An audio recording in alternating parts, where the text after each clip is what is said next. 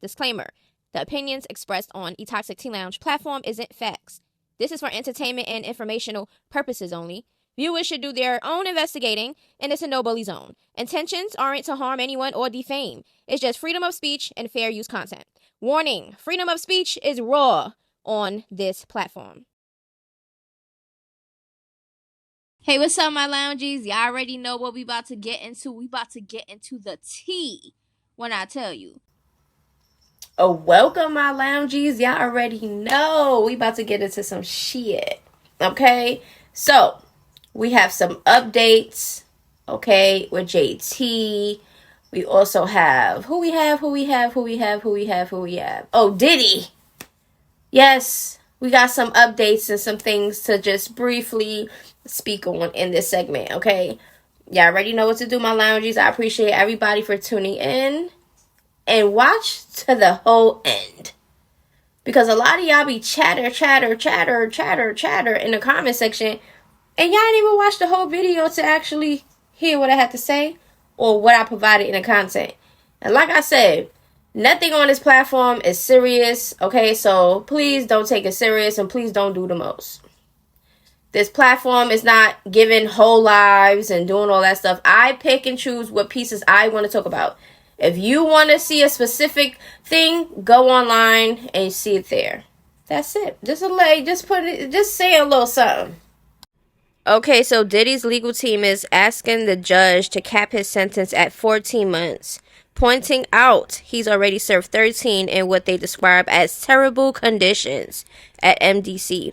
His lawyers say jail has been a turning point, claiming Diddy became sober for the first time in 25 years and even launched a program called Free Game with Diddy, a 6-week class teaching inmate business, internships, and personal development. According to the filing, he used his time to uplift others and hopes to expand the program after release, okay? So we're just going to get into a quick Diddy update because some stuff has surfaced. Not only that, Young Miami, Stevie J, Claudine De Niro, Dallas Austin, and Diddy's kids, among 70 plus people who wrote letters in his sentencing. So yes, now we're going to get into the first letter. Dear Your Honor, my name is Carehsa Brownlee. I'm a mother, daughter, sister, and a hip-hop artist who has spent many years in the public eye. I want to be clear that I cannot speak on or defend anything that may have happened before I met Sean Combs.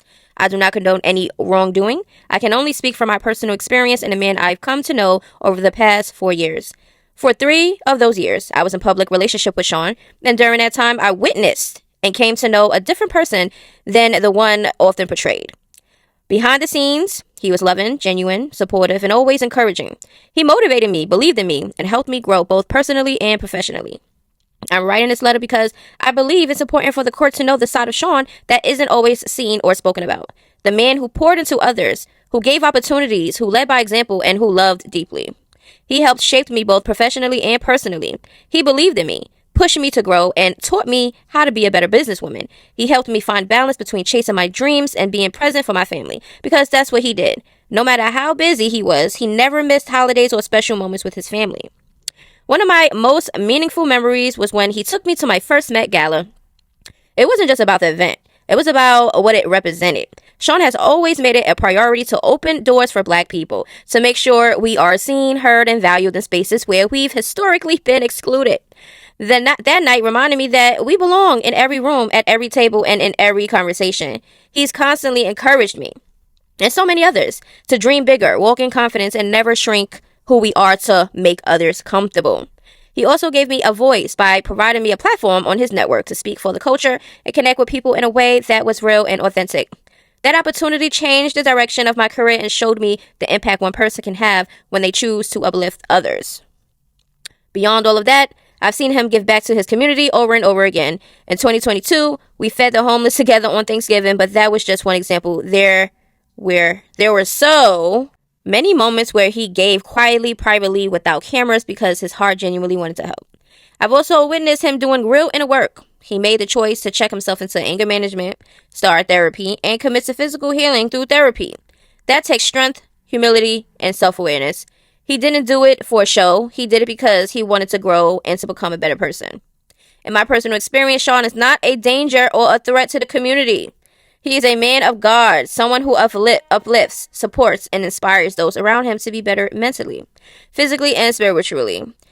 But more than anything, he's a father, and his kids are the ones who look up to him the most. They need him. His presence, love, guidance matter deeply in their lives. I truly believe that he belongs at home with his family, the people who mean the most to him, and who continue to be his best, to his greatest source of purpose and strength. Judge, that's a good man. Thank you, Carisha Brownlee. How do you feel about that? Okay, so this is how I feel with the whole Diddy situation. I personally feel he did all of that shit. Well, not all of that shit. I feel like some people probably went along with stories and shit like that or whatever for clout. But for the main part, I feel like majority of that stuff that was said about him was true. I feel like he deserved prison time. I feel like there's really no justice when it comes to the system for real. You have rapists, kidnappers, all these weirdos that do time and come right back out to repeat it. I feel like a lot of the times when people are in jail, they have nothing else better to do but, to try to do something with themselves or try to make it seem like they really genuine with the positive stuff that they be doing or whatever in jail, just to come out to do the same shit, if anything worse. So that's just how I feel about it. I feel like all monsters like that should deserve life sentence. I feel like if you harm others or in any way, whether unaliving or raping, kidnapping, whatever, kids, pedos, all those weirdos, I feel like y'all need to permanently be somewhere. That's just how I feel. So there's a lot of free Diddies. I never was the type to say free Diddy. Just not my thing. I know a lot of people was like, oh, he's just a freak. They were willing participants. Like, y'all just don't understand the whole concept of the whole situation. So I'm not even going to sit here and try to go back and forth with anybody that has that type of mindset. But if you know, you know. Okay? That's all I got to say. That's all I got to say. But anyways, let me know how y'all feel about it. Do y'all think that Diddy should be coming out? Chill. This Carisha, please. Carisha, please.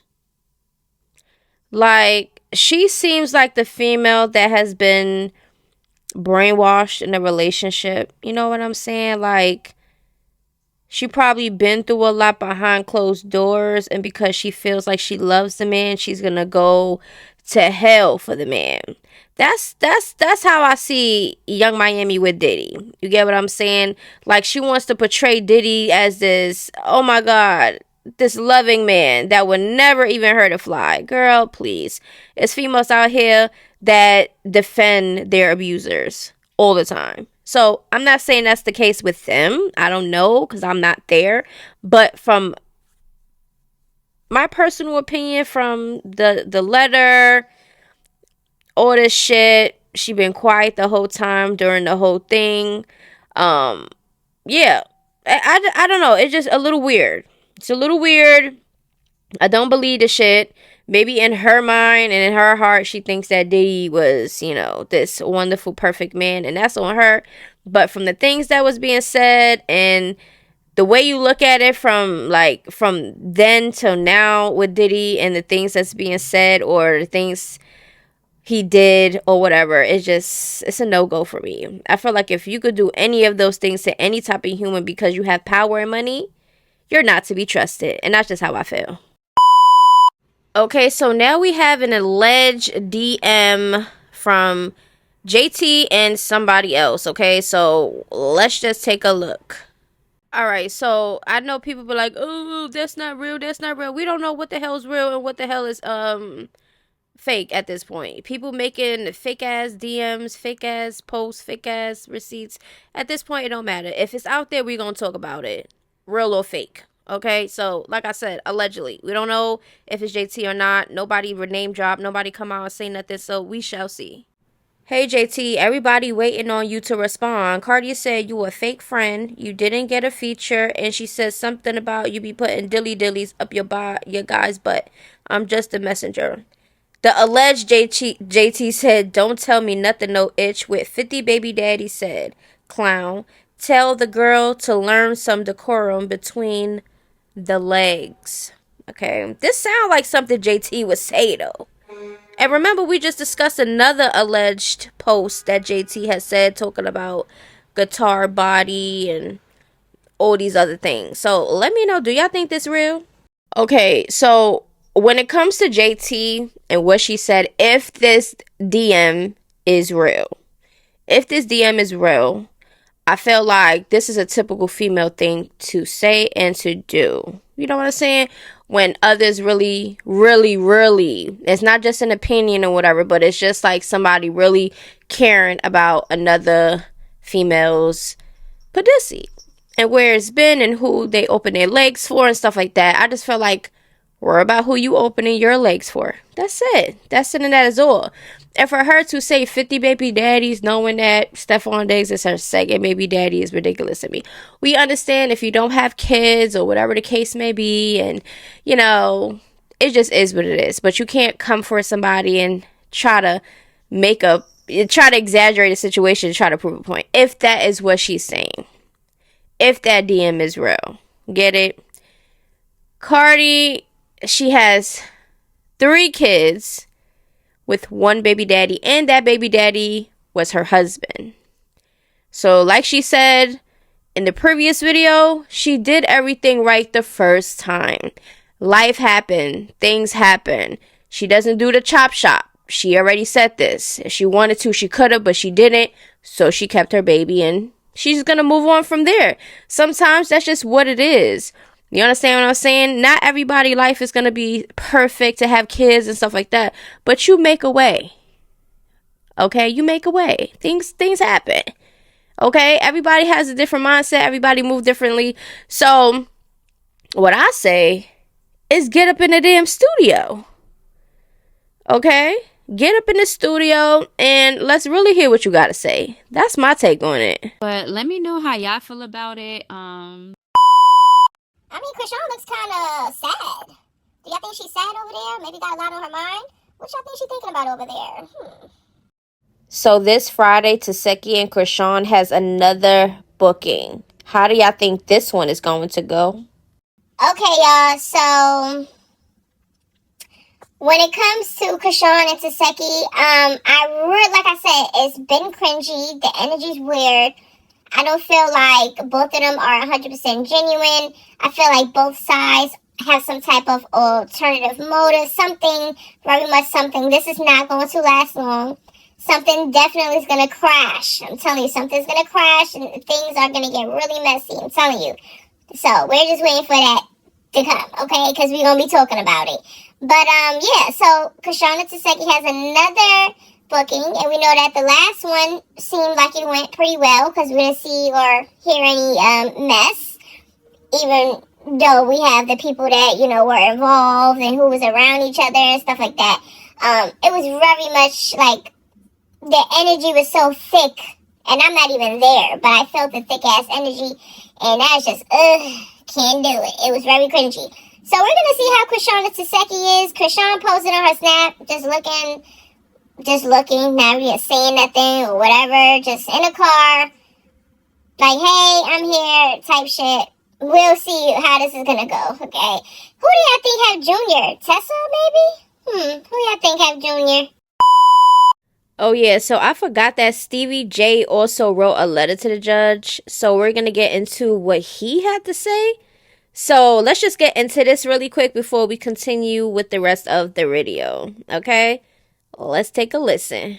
Dear Your Honor, my name is Stevie J. I'm a 3-time Grammy Award-winning music producer from Buffalo, NY, where I was the youngest of 5 siblings, raised by a single father. I've known Mr. Combs for 29 and a half years as we met in a recording studio, and he has changed my life ever since. Coming from having little to nothing, Mr. Combs gave me an opportunity to produce songs for the music industry elites, artists like the Jackson 5, Sting, Mariah Carey, Boyz II Men, Notorious B.I.G., Jay-Z, Beyonce, New Edition, and the list goes on. That opportunity was instrumental in changing my lifestyle and providing me with the golden chance of making history by having 3 #1 songs on the charts from June 14th to September 27, 1997. Aside from being influential in my music career, Mr. Combs is a dedicated son to his beautiful mother and a loving father to his 7 well-mannered children. I'm saying these words because I know them to be true because I had a front row to witness him through the many years of our brotherhood, from being present for all of his children's sports events, birthdays, and graduations, to watching him display parental guidance and support to them. He's the most vibrant and happy spending time with his mom and children. I've honestly been a spectator to these beautiful moments in his life. My father was my best friend, and when he passed 2 years ago, without asking Mr. Combs for a dime, he nearly paid the expenses for the funeral, and that speaks volumes for the type of heart that he possesses. Being in this entertainment business for 30 years and being friends with Sean, we've both endured personal challenges with anger and drugs. As I've been going to therapy and taking all the necessary precautions, never to look back at addiction again. I'm proud of Sean. I read in the press that he's clean and sober and also taking anger management therapy to become a better person, because we fall short as long as we correct ourselves and never revert. So I'll always. Your Honor, as I end this letter, I'd like to thank you for doing an excellent service on this case, and I'd like to request leniency as you make your decision, because his mom, children, and his friends truly miss him. All the best, Stevie J. So Stevie J decides to write a letter to the judge on Diddy's behalf. Stevie J seems like a weirdo also. Like, all the weirdos are sticking together. It's like the weirdos know the truth and know because they're probably doing the same thing, if not worse. Because, child, a whole bunch of weirdos, they stick together. Okay. I think Stevie J's a weirdo. I think Young Miami is one of those females. And it's just whoever else writing letters, I know, I get it. That's your people. You didn't want to believe what was being said, and you want to be there for him. That's fine. Now, over the 70 plus letters that the judge is going to see and read, do you think that's going to make an impact on the sentencing or the release of Diddy? Because I'm so over this. Like, I really thought that he was about to go down in the jail. When I say down, years. But I guess they didn't get what they was really looking for. I don't know. I guess all that baby oil and all the victims of what they said and things that was provided and stuff like that. I don't know. Guilty people get released all the time and innocent people get sentenced all the time. So, I mean, at this point, I don't know. But what do y'all think? Child, let me know how y'all feeling so far about all of the tea that it's spilling. Let me know. Okay, so y'all know Asian had her baby girl. So let's get into this quick little cute video. It's okay, baby.